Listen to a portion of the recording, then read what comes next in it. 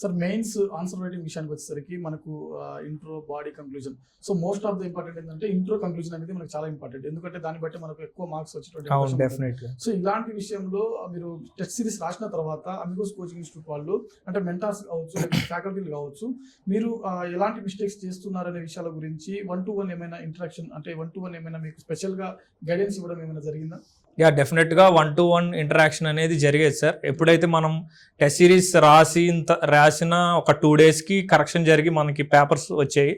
ఆ నెక్స్ట్ రోజే నేను రఫీ అహ్మద్ సార్ దగ్గరికి వెళ్ళి, సార్ నా పేపర్ ఇలా ఉంది, నా మార్క్స్, నా ఇంట్రోస్ ఇలా రాశాను అని చూపించేవాడిని. సార్ గైడెన్స్ ఇచ్చేవాళ్ళు, అలా కాదు, ఇలా రాయాలి, ఈ మిస్టేక్స్ చేసావు అని ఇలా చెప్తూ ఉండేవాళ్ళు. ఇంట్రో ఎప్పుడు కూడా ఒక మీనింగ్ కానీ లేదా కరెంట్ అఫైర్ రిలేటెడ్ కానీ ఒక ఇంట్రో రాసి, demand of the question mainly మనం ఎప్పుడైతే క్వశ్చన్ చూస్తామో డిమాండ్ ఆఫ్ ది క్వశ్చన్ ఎన్ని డిమాండ్స్ ఉన్నాయి, సపోజ్ స్కోప్ రాయాలా, అడ్వాంటేజెస్ రాయాలా, డిసడ్వాంటేజెస్ రాయాలా, అవన్నీ మార్క్ చేసుకుని సైడ్ హెడ్డింగ్స్ పెట్టి నీట్గా పాయింట్ వైజ్ రాస్తూ బాడీ రాయి. అండ్ కన్క్లూజన్ అనేది ఎప్పుడు ఇంపాక్ట్ఫుల్గా ఉండాలి.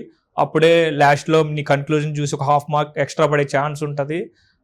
వేరే వాళ్ళతో పోలిస్తే నీకు ఎడ్జ్ వస్తుంది. ప్రతి పేపర్కి అలా ఒక 5 to 6 marks ఎడ్జ్ వచ్చిన టోటల్ పేపర్లో ఒక 20 marks అనేది ఎడ్జ్ వస్తుంది అని చెప్పారు. అండ్ ఫైనల్లీ సార్ ఒక ట్రిక్ చెప్పేవాళ్ళు. ఎప్పుడు కూడా క్వశ్చన్ అనేది ఇప్పుడు మాకు 15 questions ఉంటాయి, 3 hours 15 questions ఉంటాయి.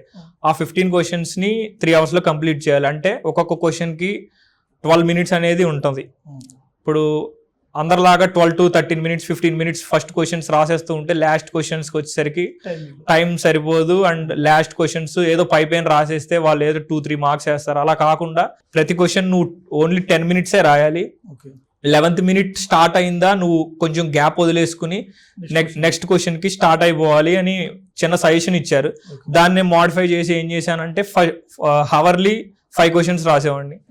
ఫస్ట్ 1 hour 5 questions ఎలా రాసేవాడిని అంటే ఒక ఫస్ట్ 50 minutes ఫస్ట్ 10 minutes ఒక క్వశ్చన్, నెక్స్ట్ 10 minutes ఒక క్వశ్చన్, అలా 5 questions రాసేస్తే నాకు లాస్ట్లో ఒక 10 minutes మిగిలేది ఆ ఫస్ట్ 1 hour.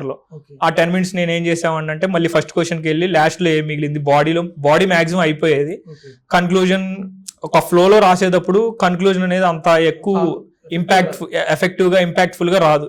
ఈ లాస్ట్ 10 minutes ఏంటంటే నా బ్రెయిన్ కొంచెం ఫాస్ట్గా అబ్జర్వ్ చేసుకునేది, మంచి కన్క్లూజన్ థాట్స్ వచ్చాయి. అప్పుడు నేను మంచి కన్క్లూజన్స్ రాయగలిగాను నా లాస్ట్ 10 minutes.